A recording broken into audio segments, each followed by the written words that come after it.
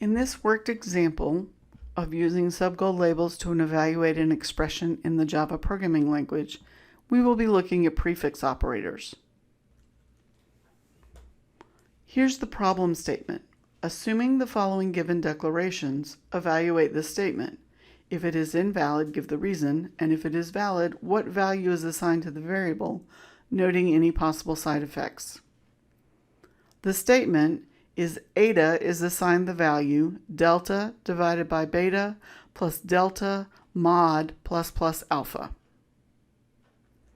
Subgoal 1 says to determine the resultant data type of the expression. If we look at the expression on the right-hand side of the assignment statement, we see that alpha, beta, and delta are all integers. Therefore, the resultant data type would also be an integer. Subgoal 2 says to update the variables for any pre-increment or pre-decrement operators, noting any side effects. In this case, we have one pre-increment operator, alpha. That's the plus plus alpha. Currently, alpha has a value of 2.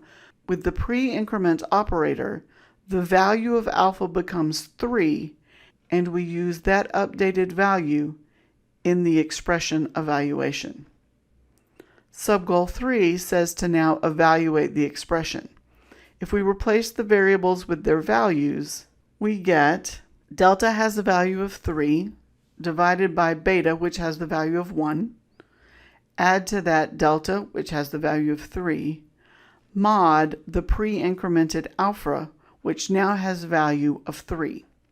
So we have 3 divided by 1 plus 3 mod 3. Because of operator precedence, we know that the division and the mod happen first. So 3 divided by 1 is 3. 3 mod 3 is 0. 3 plus 0 results in a value of 3. Subgoal 4 says now we look at the thing on the left-hand side of the assignment statement, which in this case is eta. Eta is also declared to be an integer.